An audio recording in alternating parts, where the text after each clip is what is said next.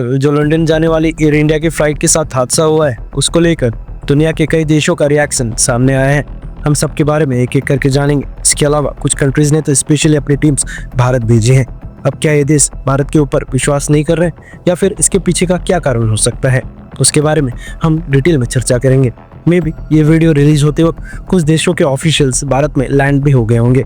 इसके अलावा सबसे बड़ा दोगला हमारा पड़ोसी देश एक बार फिर से फेक सिंपैथी दिखाने की कोशिश कर रहा है और ये जो हादसा हुआ है इसके ऊपर भारत के पड़ोसी देशों की तरफ से एक बार फिर से प्रोपेगेंडा स्टार्ट हो गया है। इसके अलावा ईरान और इजराइल के बीच भी एक बहुत ही बड़ी डेवलपमेंट सामने निकल कर आ रही है। कई सारी इंपॉर्टेंट अपडेट्स हैं जो हम एक साथ इसी वीडियो में कवर करेंगे, इसलिए वीडियो को एंड तक जरूर देखिएगा। सबसे पहले बात करते हैं ईरान और इजराइल के बारे में, जिसको लेकर कई सारी न्यूज़ निकल कर आ रही हैं। ये जो विजुअल्स आपकी स्क्रीन के ऊपर चल रहा है ये ईरान से निकल कर आ रही है। दरअसल ईरान अपने न्यूक्लियर प्रोग्राम को सरेंडर नहीं कर रहा था, जिसकी वजह से अभी कुछ ही घंटे पहले अर्ली मॉर्निंग में जब रोशनी थोड़ी कम थी उस समय इजराइल ने ईरान में कई सारी न्यूक्लियर इंस्टॉलेशन साइट्स के ऊपर एयर स्ट्राइक्स किए हैं। इजराइल की एयरफोर्स ने ईरान की न्यूक्लियर साइट्स के साथ साथ ईरान के टॉप सैनिक अधिकारी, न्यूक्लियर साइंटिस्ट्स, गवर्नमेंट ऑफिशियल्स और ईरान रिवॉल्यूशनरी गार्ड्स को बेसिस को भी टारगेट किया है। अब इनमें से कौन कौन टपक गया है और 72 हुरों के पास पहुंच गया है, इसकी कंफर्मेशन आना अभी बाकी है। साथ ही रिपोर्ट्स निकलकर सामने आ रही हैं कि हमले के दौरान कुछ प्रोजेक्टाइल्स अर्बन एरिया में भी जाकर गिरे थे, लेकिन कैजुअलिटीज टोटल कितनी हुई है ये वीडियो रिकॉर्ड करते वक्त अभी तक सामने नहीं आया है। इजराइल के प्राइम मिनिस्टर बेंजामिन नेतन्याहू खुद ही मीडिया के सामने आए थे और मीडिया को संबोधित करते हुए उन्होंने इस हमले की पूरी जानकारी दी और बताया कि इस ऑपरेशन का नाम ऑपरेशन राइजिंग लायन रखा गया है, यानी कि जागता हुआ शेर। नेतन्याहू ने बताया कि उनका ये ऑपरेशन राइजिंग लायन अभी खत्म नहीं हुआ, ये कंटिन्यू है और वो ईरान को न्यूक्लियर वेपन्स हासिल करने से रोकने के लिए हर एक अंत तक जाएगा, चाहे जितने भी दिन लगे ये ऑपरेशन आगे भी चलता रहेगा। इसके साथ ही इजराइल ने यह भी कहा है कि ईरान के ऊपर स्ट्राइक्स करने से पहले उन्हें किसी भी देश की परमिशन नहीं चाहिए, यानी इनडायरेक्टली इजराइल ने साफ कह दिया है कि ईरान के केस में वो अमेरिका की भी नहीं सुनेंगे। वहीं पर सुपर पावर अमेरिका ने भी इस पूरे मसले के ऊपर स्टेटमेंट रिलीज की है। अमेरिका ने कहा है कि इजराइल ने जो ईरान के ऊपर एयर स्ट्राइक्स और हमले किए हैं जिसके अंदर अमेरिका का कोई भी रोल नहीं है। विदेश मंत्री मार्को रूबियो ने भी एक स्टेटमेंट जारी किया है जिसमें उन्होंने कहा है कि इजराइल ने ईरान के ऊपर जो एक तरफा कार्रवाई की है, हम इस कार्रवाई में इन्वॉल्व बिल्कुल नहीं है और हमारी सबसे टॉप प्रायोरिटी इस समय यह है कि हम रीजन में डिप्लॉयड अमेरिकन फोर्सेस की सुरक्षा सुनिश्चित करें। इजराइल ने हमें एडवाइस किया था कि ये एक्शन उनके लिए कितना जरूरी है। डोनाल्ड ट्रंप ने यूएस फोर्सेस को प्रोटेक्ट करने के लिए कई सारे कदम उठा लिए हैं, मगर मैं यहाँ पर ईरान को एक संदेश देना चाहता हूँ, ईरान अमेरिका की पर्सनल्स, अमेरिका की सेना या अमेरिका के इंटरेस्ट को टारगेट ना करे। हमारे इस हमले से ना कोई इन्वॉल्वमेंट है ना कोई योगदान है। अब अमेरिका को यहाँ पर डर है कि ईरान अपने प्रॉक्सी आतंकी संगठनों की मदद से अमेरिका को टारगेट ना करे। दूसरी तरफ इजराइल ने ईरान के ऊपर हमला करके खुद स्टेट ऑफ इमरजेंसी डिक्लेयर कर दी है और कई सारे सिक्योरिटी प्रोटोकॉल्स फॉलो कर रहा है। सेना अलर्ट पर है, बंकर्स रेडी है, शेल्टर्स को रेडी कर दिया गया है ताकि अगर ईरान रिटेलिएशन इसराइल के ऊपर हमला करे भी तो इसराइल का कम से कम नुकसान हो। भारत की बात करें तो भारत ने भी इस पूरे मसले के ऊपर एक स्टेटमेंट जारी किया है। इजराइल में स्थित भारत की एम्बेसी ने इजराइल के अंदर प्रेजेंट भारत के सभी लोगों से कहा है कि सभी भारतीय सावधानी बरतें और इजराइल की होम फ्रंट कमांड और इजराइल की अथॉरिटीज जो भी इंस्ट्रक्शन दे रही हैं उनके ऊपर नजर रखें और उनको पूरी तरह से फॉलो करें। सेफ्टी शेल्टर्स के आसपास ही रहें, सावधानी बरतें और बिना किसी कारण के अगर जरूरी ना हो तो कंट्री में ट्रैवल ना करें। अब इसके बाद बात करते हैं एयर इंडिया के विमान हादसे के बारे में। सबसे पहले तो मैं आपको ये बता दूं कि भारत में मौजूद दुनिया के अलग अलग देशों की एम्बेसीज, कई सारे देशों की गवर्नमेंट, उनके विदेश मंत्रालय, स्पोक्स पर्सन या फिर प्रेसिडेंट या प्राइम मिनिस्टर को मिलाकर दुनिया के 150 से भी ज्यादा देशों से इस विमान हादसे के ऊपर भारत के साथ संवेदना प्रकट की है। जैसा कि डोनाल्ड ट्रंप ने भी पिछले कल कहा था कि इस विमान हादसे को पीछे ले एक दशक का दुनिया का सबसे बड़ा विमान हादसा माना जा रहा है, इसलिए दुनिया के कई सारे देशों की तरफ से लगातार रिएक्शंस आ रहे हैं। इवन टर्की, अजरबैजान और पाकिस्तान जैसे देशों ने भी भारत को कॉन्डोलेंस मैसेज भेजे हैं।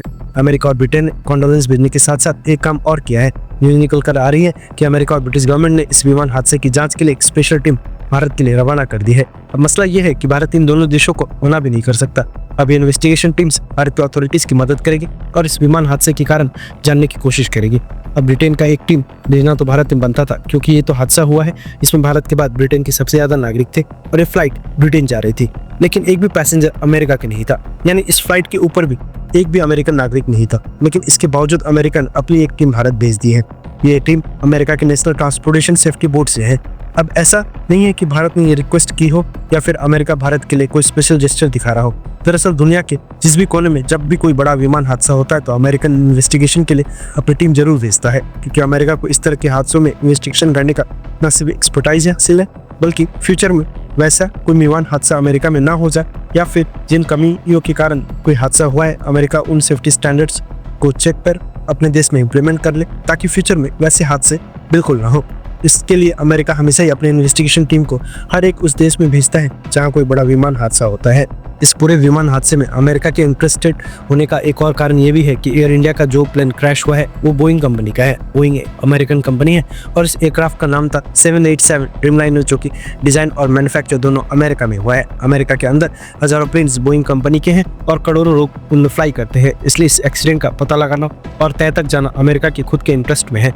अब इस केस में भारत अमेरिका को इनकार भी नहीं कर सकता कि आप अपनी टीम भारत ना भेजो, क्योंकि इंटरनेशनल सिविल एविएशन ऑर्गेनाइजेशन के अंदर ये साफ तौर पर एक रूल है कि जिस भी देश में एयरक्राफ्ट मैन्युफैक्चर होगा, इस देश का विमान हादसे की इन्वेस्टिगेशन में भी एक बड़ा रोल होगा।